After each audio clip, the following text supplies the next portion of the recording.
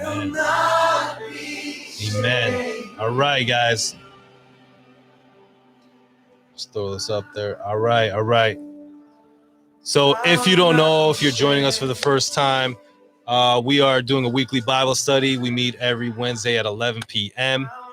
We're currently in the Book of Ruth, and we're in chapter 3. So if you have a physical Bible with you, I recommend you go and grab that right now. And we're going to get into Ruth chapter 3. Let me turn the worship music down a little bit. All right. So just to rewind real quick, we'll just go over what we've covered so far. So in chapter 1 of the Book of Ruth, things were looking pretty bad. There was a famine in the land. The main character that we met at that time, Naomi, her and her husband Elimelech, they had to go to a foreign land called Moab, and Naomi was actually there for 10 years. During that time, she lost her husband, she lost her 2 sons, and now she's returning home to her hometown of Bethlehem with one of her daughters-in-law, Ruth. Right. And we're told that they arrive at the beginning of the barley harvest. So we're talking around late April, maybe May. And they don't really have a lot of good prospects. They're arriving at the beginning of this barley harvest. So they don't have food, basically, And, Naomi, she even tells people to call her Mara, which means bitter. And she says that she went out full, but then when she came back empty. So she kind of feels like God is angry with her and maybe punishing her for something. And then so that's kind of how chapter 1 ends. It's kind of on this down note. And then we got to chapter 2 a couple weeks ago. And that's where we met Boaz. And, Boaz, he represents this glimmer of hope. Boaz, he's a well-to-do guy. He's a wealthy, well-known man around town. And Ruth just so happens to find herself in his field, and she's gleaning heads of grain.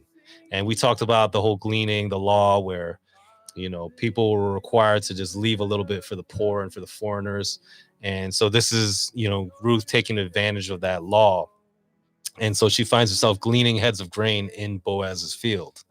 And, Boaz, by all accounts, he seems like a stand-up guy. He's very kind. He's generous. He's a man of God. And, we see this in the way that he deals with people and the way he speaks, his words. And he takes notice of Ruth right away.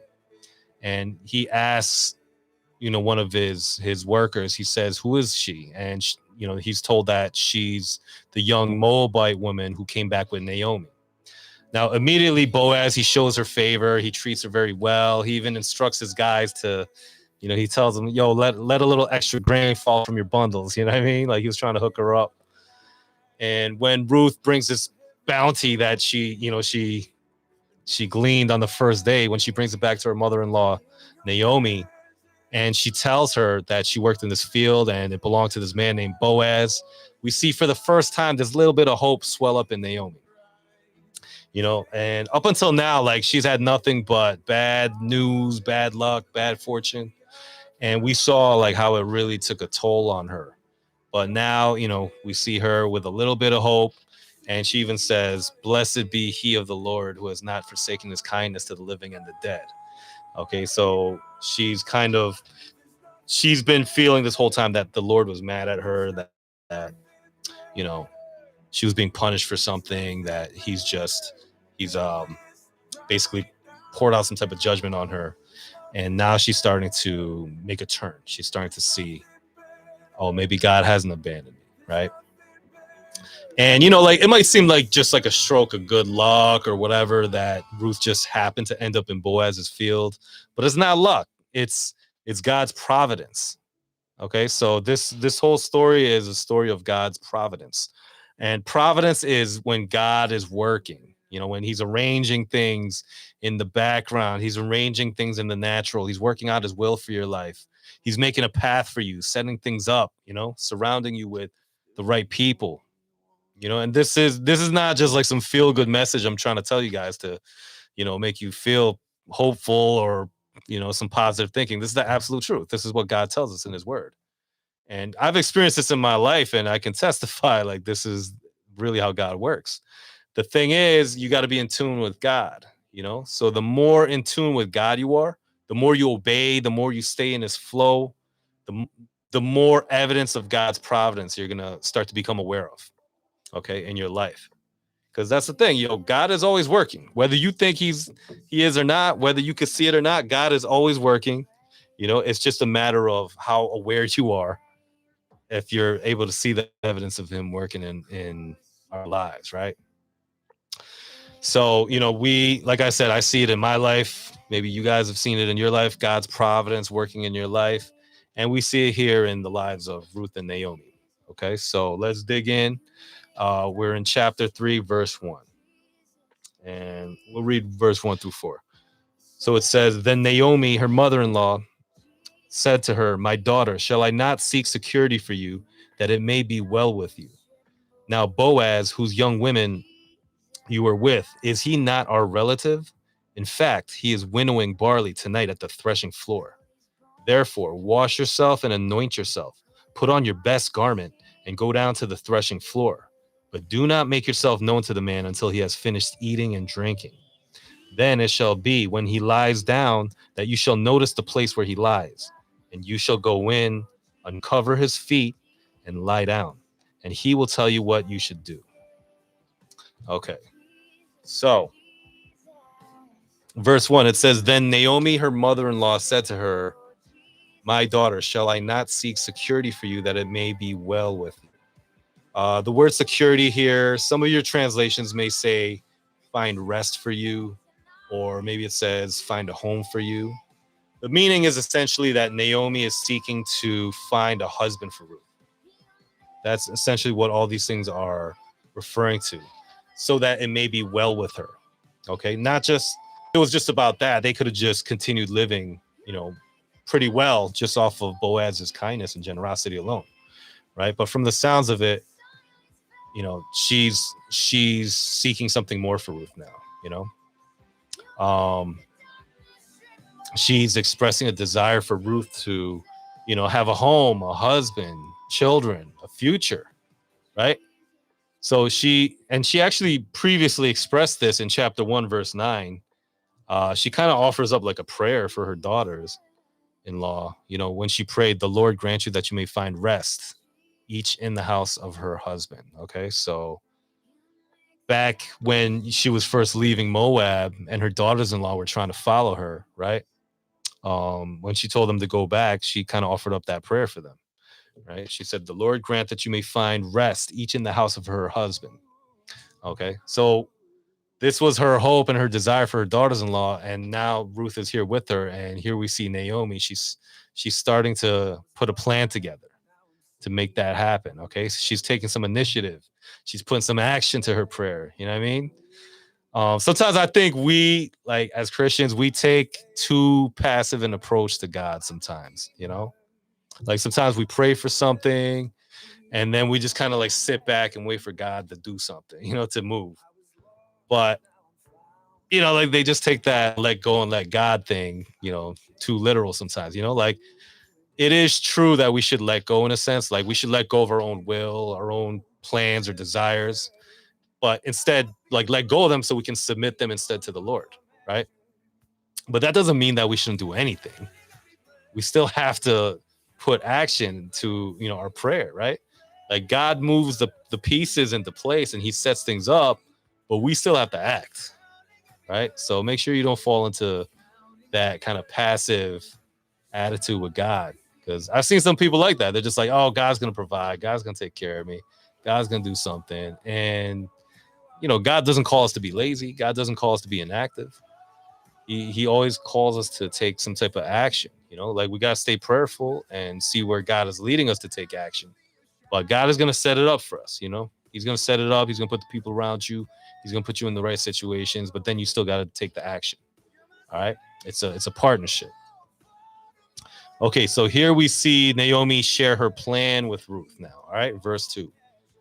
She says, now Boaz, whose young women you were with, is he not our relative? In fact, he is winnowing barley tonight at the threshing floor.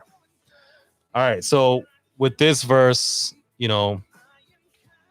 I can glean that probably about a month or so has passed since the last chapter. because we're told at the end of chapter 1 that it was the beginning of barley harvest.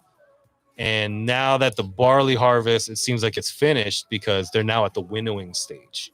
So, all right, let me give you guys a little background about this whole threshing, this process of threshing and winnowing. So, from what I mean, I'm not an expert. It's not like I'm a farmer or nothing like that. But from what I understand about this process, basically it would work like this: like threshing is like this process by which, like, they would basically like beat it, right? They would beat the like the wheat or the grain or whatever, right? So by beating it, the edible part of the grain, like the head of it, it would become separated from the straw that it was attached to. Okay, so they would use some type of tool, they would pound it and just loosen the head from the stalk. Okay, and then they would just remove the straw part of it and just use it for some other function like bedding or whatever, right? So after they do this threshing thing where they separate the heads of grain, next would be the winnowing process. So what winnowing would be is typically they would take some type of tool like a big fork, like a winnowing fork, and they would just grab all the grain and throw it up in the air. And wherever they did this, they would usually make sure that it was like a very windy area. It'd be like an area that has a lot of wind. So they would take this winnowing fork, throw these grain heads up in the air, and the air would blow away all the lighter stuff, all the chaff. Okay. And then that would leave the grain alone to just fall to the ground. So it was just their way of just kind of separating the grain heads. Right. So this was, the process. And I just say all this just to make the point that it was a lot of hard work. Okay. So, here you have Boaz and his guys. Apparently Naomi knows tonight is the day that they're doing that. The harvest has ended. Now they're going to just kind of, go through this whole process of threshing and winnowing. So Boaz and his crew, they're going to be doing this hard work tonight. And then what would typically happen after the harvest was fully, collected, is they would just have like kind of like an end of harvest party to celebrate. That was the custom. Okay. So that's why Naomi then tells Ruth in verse 3, she says, "Therefore, wash yourself and anoint yourself. Put on your best garment and go down to the threshing floor. But do not make yourself known to the man until he has finished eating and drinking. Then it shall be when he lies down that you shall notice the place where he lies, and you shall go in, uncover his feet, and lie down, and he will tell you what you should do." All right. So, yeah, she basically tells Ruth to just get all dolled up, right? Like she says, wash yourself, anoint yourself. Because, like back then, like it's not like people washed every day. It was maybe like a once a week type of thing, before the Sabbath. You clean yourself up a little bit, but she tells Ruth, wash yourself up, anoint yourself, put on your best garment. She basically tells her, go get pretty, because essentially what she's going to instruct her to do next amounts to a marriage proposal. So she tells Ruth, I'm trying to picture this, like what she's telling Ruth to do, because she's telling Ruth to go there, but just kind of stay hidden. So I'm just picturing Ruth like hiding behind a bush or something like that, but she basically tells Ruth to just wait until they're finished eating and drinking. Because remember, they're going to have this end of harvest party celebration. So she says, wait till they're finished eating and drinking. Basically, wait till the end of the party after everybody knocks out. And, she wants her to do this so she doesn't draw a lot of attention to herself, right? And then she tells Ruth to notice the place where he lies. Now, the reason why she says this is because after the party, when everyone's had their fill and had their drinks and everything, basically what they would do is so you would have the harvest in the middle, like all the grains and everything. And then everyone would just kind of lay around it, just kind of form like a circle around it. So they would all lay around it with, their head facing in and their feet facing out. Okay. So you got all these guys, Boaz included, just sitting around the grain. The reason why they would do this is because they had to protect it against thieves and things like that.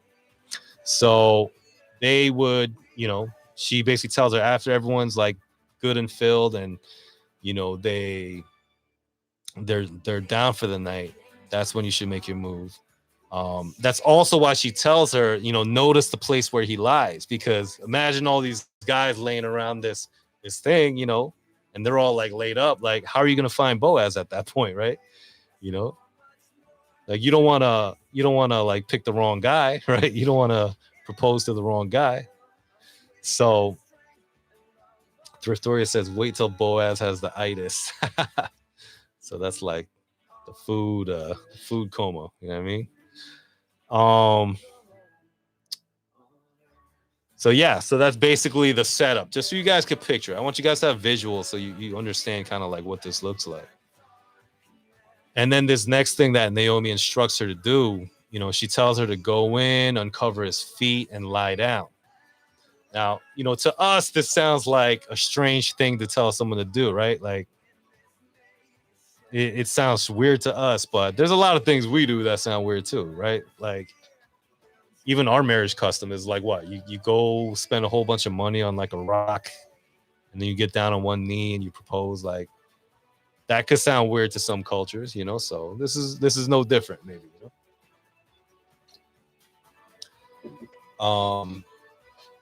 So that's basically what she tells her to do.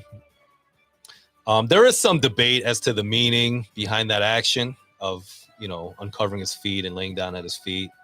Like some people interpret it as like this very forward kind of like sexual act that she's making, almost like she's saying like, hey, let me in under the covers with you. But I don't agree with that. I mean, it doesn't seem to be any indication that there was anything like sexual or inappropriate about this moment.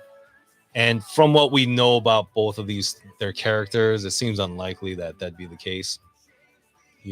They both seemed exceedingly honorable and virtuous. So it would seem out of character for that to be the case. Um, I personally just think the simple explanation is this. I think that by uncovering the feet, the wind, because remember they're in a windy area, the wind would just gently wake Boaz up. So I think it was just a means of, waking him up. It wouldn't startle him. Like, what's she gonna do? Run up and like shake him? So it wouldn't startle him. She wouldn't have to, do anything that would wake him up violently or improperly, or she wouldn't risk waking anyone else up. So to me, it was just a smart way for him to be awakened naturally. Okay, so you know, basically that's the plan that Naomi gives her. And after Naomi lays out her plan to Ruth, Ruth says in verse 5, all that you say to me, I will do. Okay. And again, that's Ruth's personality. She's so obedient. She's so respectful of her elders and her mother-in-law, right? Like, how often do we get an instruction and we want to throw our own 2 cents in there, or give our own opinion, or make our own, plans, right? But Naomi lays out this plan, and it is a bit of a risky plan. Like, it's not like a super easy thing to do. She's got to kind of like hide out. She's got to not be seen. She's got to basically propose to this guy. She doesn't know how that's going to go, right? And especially her being a Moabite woman, and we're constantly reminded through the book, Ruth the Moabite, the Moabitess, right? So that's obviously a thing too. It's like the stigma attached to her, and she doesn't know if he'd be down to accept that marriage proposal, right? And on top of that, she's a woman, so it's probably it is a little forward for her to be the one proposing, right?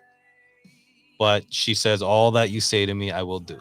Okay, so verse 6, it says, so she went down to the threshing floor and did according to all that her mother-in-law instructed her.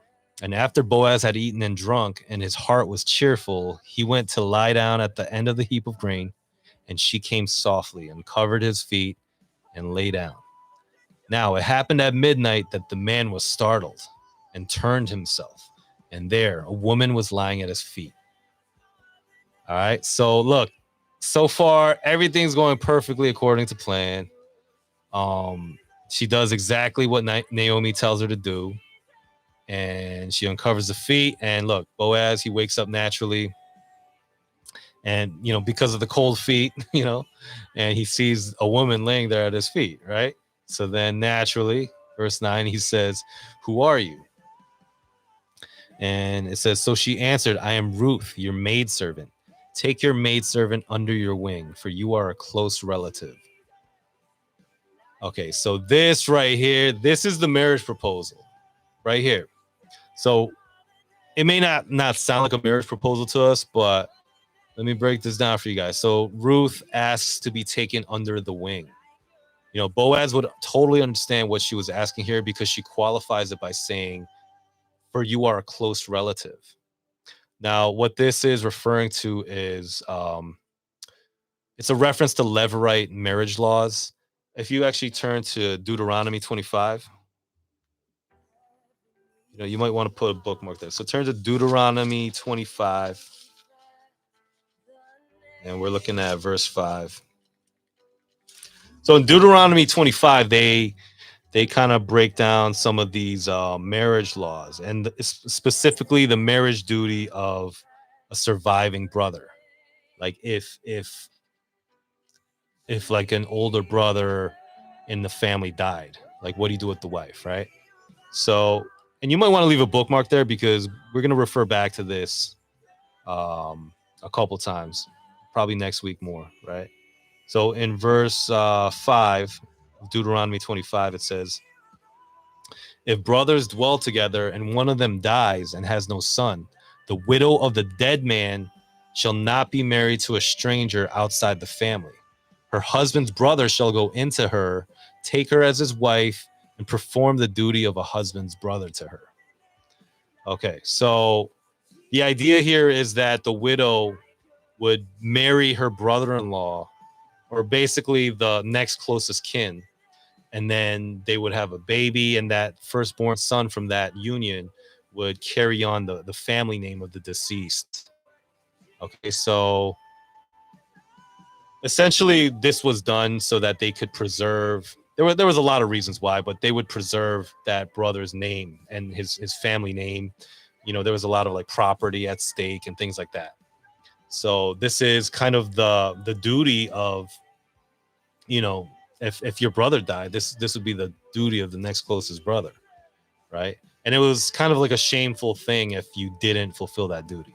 Like they had this whole thing with like spitting in the face and things like that. We're gonna get into that next week, but that was basically the law that Ruth is invoking here.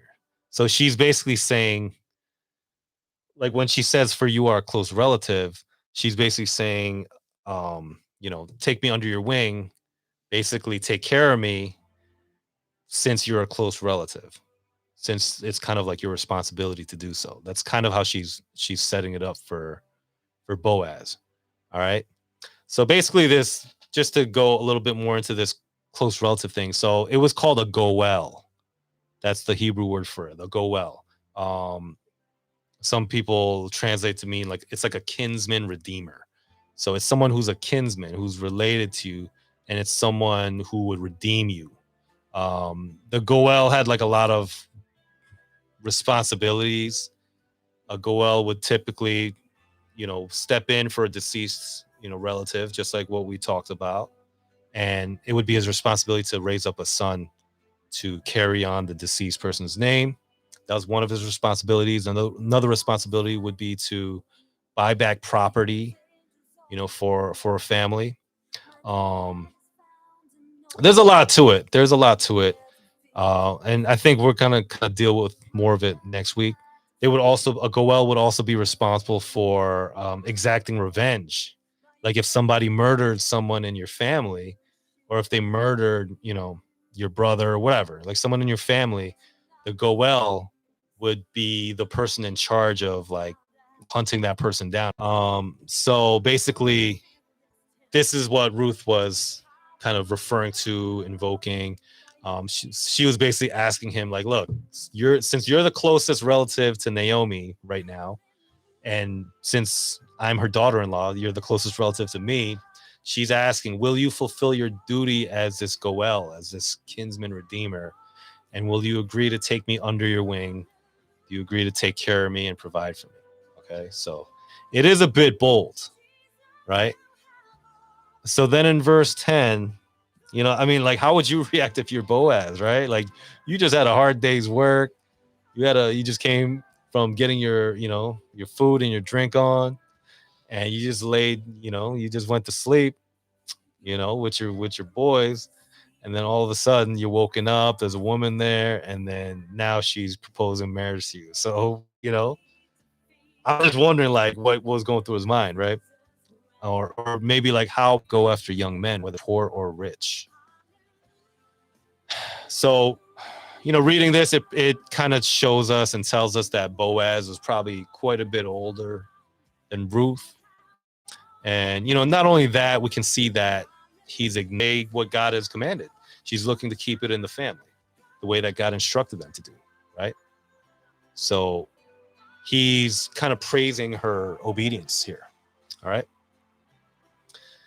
And not for nothing, but, I have a suspicion that Boaz was probably already kind of into her, like, when you think about it, like he noticed her right away because he probably knew everyone that was, working on his field, on his property. And, here she shows up, all fresh faced, working hard. She's courteous, she's polite, and we also saw him last week or 2 weeks ago.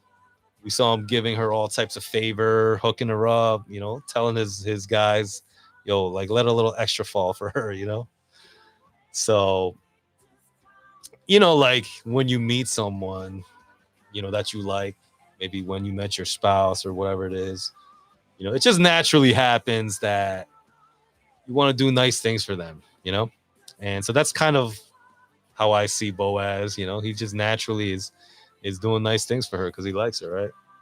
That's my theory anyways. So then Boaz continues in verse 11. He says, "And now, my daughter, do not fear. I will do for you all that you request, for all the people of my town know that you are a virtuous woman."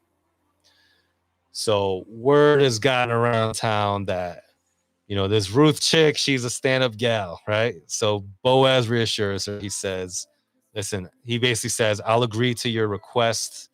I'll redeem you. But there's one little glitch. And in verse 12, he says, "Now it is true that I am a close relative. However, there is a relative closer than I. Stay this night, and in the morning it shall be that if he will perform the duty of a close relative for you, good, let him do it. But if he does not want to perform the duty for you, then I will perform the duty for you as the Lord lives. Lie down until morning."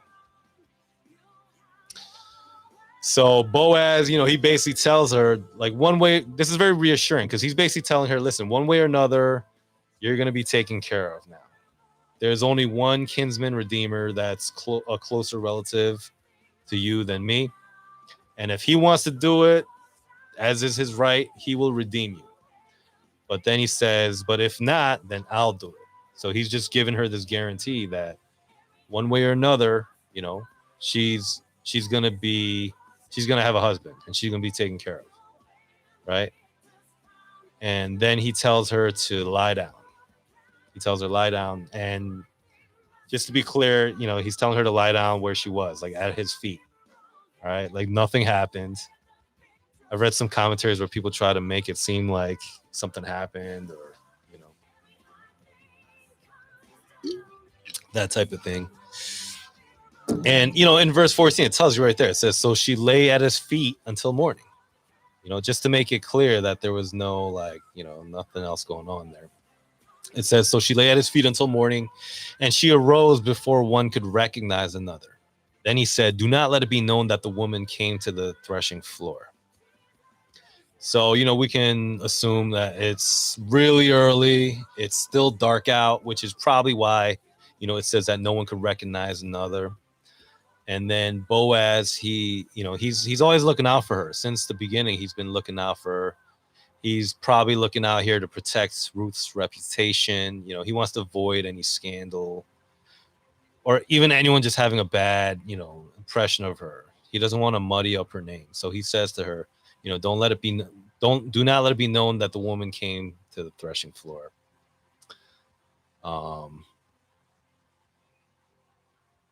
Yeah, so it's really early. She gets up and he just kind of tells her, just kind of slip out quietly, right? But then in verse 15, he doesn't want to leave her empty handed. He says in verse 15, bring the shawl that is on you and hold it. And when she held it, he measured 6 ephahs of barley and laid it on her. Then she went into the city. Okay, so 6 ephahs of barley. I mean, we kind of, I think we talked about it in week 1 that, or maybe it was last study. This seems like a very large amount. Most estimates have an ephah is like 30 pounds, maybe. So I don't know if 6 ephahs would be like 180 pounds. I don't know if that's how much it was. But yeah, I mean, basically the point I think is he's giving her like a big gift. It's like a massive amount of barley. It's almost like an engagement ring. I think it's just like this reassurance that he's serious, right? Like that's the reason why you would give someone something big like that. It's like this reassurance, like, listen, I'm serious. I'm not gonna forget about it in the morning. Take this to your mother-in-law. Don't come empty-handed. Thriftoria says, did Naomi know about the other relative? That's a good question. I don't think we really are told either way. I would assume she did, because she seemed to know right away that Boaz was a close relative. So I think that type of information was readily known and available. So I think that she did know that there was someone else. But Ruth ended up in Boaz's field, and Boaz has shown her kindness. She probably knew, because remember, we said that probably about a month had passed, maybe a month and a half, that Boaz has been working together with Ruth. So I'm sure that a lot of stuff happened during that month, or Ruth was always saying, hey, Boaz did this, Boaz said this. So Naomi probably knew that Boaz was already interested, and that's probably why she proposed this arrangement. So, Boaz, he gives her this big parting gift, tells her to go home to her mother-in-law. Verse 16, it says, when she came to her mother-in-law, she said, is that you, my daughter? Now, the indication here is that a lot of people just think she's saying that because it's still early and it's dark and she doesn't know, she can't really see clearly. But the actual wording, it's something more akin to like, who are you? It's not really like, is that you, my daughter? It's more like, who are you, my daughter? Right? And I believe the meaning there more is not like, is that you? Like she wasn't sure if it was Ruth or not. I think she knew it was Ruth. I think the indication there is more something like who are you now? Like, meaning, because if you read some other translations, they'll indicate something else. Like, they'll indicate things like, how did it go, or did it go well? It has that type of translation to it. So it's not really like, is that you? Like, who is that? It's more of a like, who are you now? Like, how did it go? Like, are you exactly? The story says, what happened? It's more that type of indication, and she's basically asking her now, like, engaged to Boaz, right? So that's really what she's asking there. And then it says Ruth told her all that the man had done for her. And verse 17, it says, and she said, these 6 ephahs of barley he gave me, for he said to me, do not go empty-handed to your mother-in-law. Okay, so there you have it. That's essentially like a promise. He's giving her some type of assurance that he's serious about this. And then verse 18, the last verse of this chapter, it's kind of a short chapter. Verse 18, Naomi, it says, then she said, sit still, my daughter, until you know how the matter will turn out. For the man will not rest until he has concluded the matter this day. And that brings us to, it's kind of a little bit of a cliffhanger that they leave us with, make sure we come back for chapter 4, but yeah, that brings us to the end of the chapter. And it's really it's a cool little story. I like this story because it gives a lot of insight into just like the culture and things like that. But even more, this whole romance between Boaz and Ruth, it's really kind of like a picture of Christ. It's a picture of Christ with us, with, most of us are like Gentiles, right? We'd be considered Gentiles. Um, and this whole story with Boaz and Ruth, it's like a parallel. It's like this. There's a lot of parallel themes and things like that with Boaz and Ruth, right? As far as like with Christ and us, like think about Ruth. She's a Moabitess. We're constantly reminded that she's a foreigner, and in the same way, like us, we're Gentiles. We're not Israelites or Jews, but we're we're welcomed in. Like Jesus, just like Boaz doesn't dwell on the fact that she's a Moabitess. He loves her beyond that, right? And that's how Jesus' love for us is. And there's a lot of things that we can draw from just the way Ruth acts. She's presenting herself as a bride. She's obedient. She's respectful of the laws, even though they're not the laws of where she came from, right? Even this scene where she like lays at his feet, right? She lays at his feet and she just waits for him to tell her what to do next. Like how often do we do that as Christians, as followers of Christ? How often do we just lay at his feet and just wait for him to instruct us? Because that's really the picture of how it should be for us as believers, right? Like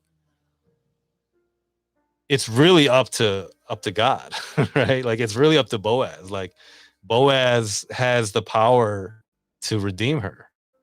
Like okay, so here's the thing about like a Goel, kinsman redeemer, right?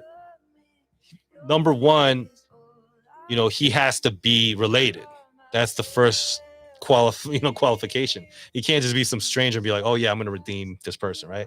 You got to be part of the family. You got to be related. And in the same way, Jesus, this is why Jesus couldn't just come down to earth as God and redeem us. He had to be one of us. He had to be related to us. And this is why Jesus was born as a baby, as a human, so he could be related to us. He's one of us. All right. Another thing about the Goel was not only did they have to be related, they also had to have the ability to pay that debt or redeem that person. They had to have the ability to do it. Like Boaz had to have enough money to, redeem Ruth, to buy back property and all these things. In the same way, Jesus had to have the ability to, die for our sins and pay that price. And the reason why he had the ability to was because he was sinless, so he was righteous. So he was the only one that would be able to, buy us back, right? And then the third qualification would be you had to be willing. The Goel had to be willing to do it. And we see here that Boaz is willing to do it. But then next week, we're going to look at this other Goel, this other kinsman redeemer, this person who is closer to, who is a closer relative. We're going to see if he's willing or not. Right. So that's the third qualification, is that you have to be willing. And as we know, Jesus was willing, so really cool story, really cool parallels. That's why I love this little book. It's just right here in the Old Testament, but it gives you a real picture of Christ through the person of Boaz.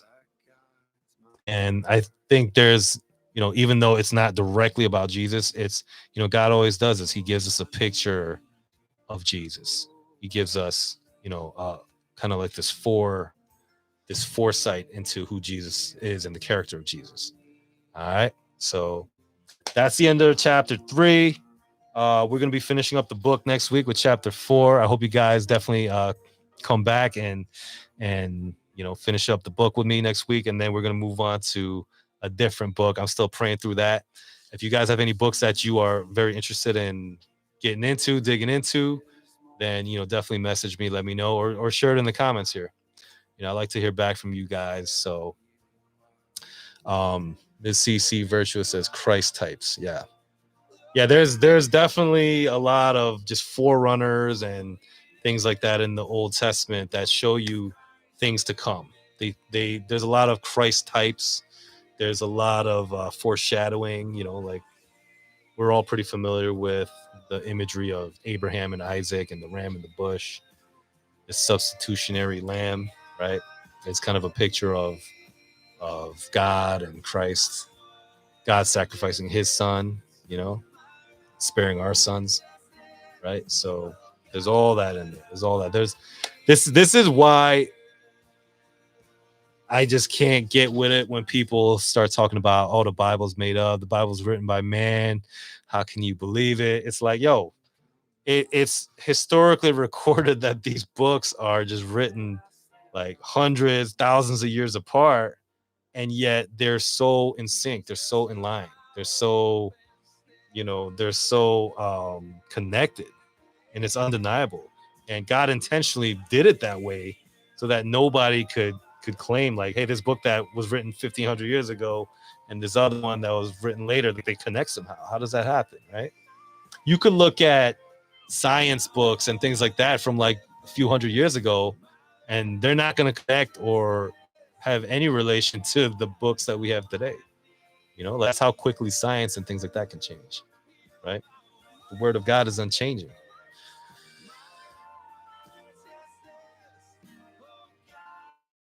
Thriftoria says, does the book remind you of a female Job? I guess in a way, Naomi was kind of the female Job, I would say, especially in the beginning. She's had a lot of hardship. She has a lot of things going on. She's a woman of God. We can see that in the beginning, but then she feels like for some reason God turned on her. God testified against her. God, hit her with some type of judgment, and she doesn't really understand why, and she's kind of beaten down by that. So yeah, I guess I never thought of it that way, but yeah, she is kind of there are some parallels to that story, I think. And it also shows in both stories that, God's sovereignty, his providence, that, he still has a plan in the midst of all those things. So that's something that we got to remember too, when we go through hardships and we go through just crazy difficulties. And I know some of you guys out there are just going through so much right now. I know you're going through. As I was praying earlier tonight, it really struck me. Like I gotta say, like, God has blessed me, and I've gone through my share of hardships. Don't get me wrong. You know what I mean? Like I've gone through a lot of dark days, mad dark days, right? But he's brought me out of that, and I'm kind of enjoying like a really blessed time in my life right now, which I'm very thankful for. But man, I was praying early today, and God really started showing me, certain people, and it's hard. People who have lost children, people who are going through divorce, and just all the things attached to that. People going through illnesses and sickness. When you're going through those things, it's really hard to, sometimes I think I'm too flippant or callous about it. I'm just like, yo, just focus on God and you're good, which is true, but it's like, it's just not that easy to execute in real life sometimes, and I'll be honest, like sometimes, like even when me and my wife have a fight or something like that, like I feel like it's the end of the world sometimes, I feel like giving up sometimes. I'm not gonna lie, Um, and that's just over like a silly argument that's not even about anything serious, So I can't even imagine like some of the stuff you guys are going through. But that's why God gives us stories like this. That's why, God keeps it real. God doesn't sugarcoat a lot of things. You read the book of Job, you read this book, you see the hardships people are going through, but they're there for us to go back to and reflect on and remember, like God is faithful. God knows you're going through it. God is with you, so just remember that, remember that. And just understand that, I think I posted something about it, like mistakes you've made in your life, hardships you're going through in your life. Like The danger is when people start dwelling on those things and acting like it was some type of mistake, and now I'm like, my life took a wrong turn, and things aren't how they're supposed to be. You got to understand, like, that is how it was supposed to be. God is with you. God is working in your life, and you got to just get in tune with God and just like try to see like what it is that God is doing in your life, you know. And it may be painful to go through. He may be doing something, putting you through hardship to strengthen you, to make you stronger for something greater, for something more that, he has in store for you. As CC says, it is hard. We all have a measure of faith. He strengthens us. And you're a perfect, but he strengthened you and your faith is still strong. That's evidence, because anyone who doesn't have a relationship with God, anyone who doesn't know Jesus, they would go through those things and they wouldn't be where you're at. They would be just broken. They'd be a mess. They'd be an alcoholic, drug addict, depressed, suicidal. Like, they'd be on all that. Just the fact that we're still here and we still got faith and we're growing is evidence that God is working in your life. Amen. So yeah, I just wanted to get on my pulpit real quick and just share that real quick. You know what I mean? All right, I'm gonna close up shop on YouTube. My brother La, he says, thankful for your time. What up, my bro? Most High bless you in Jesus' name. Amen. Bless you too, brother. I appreciate you.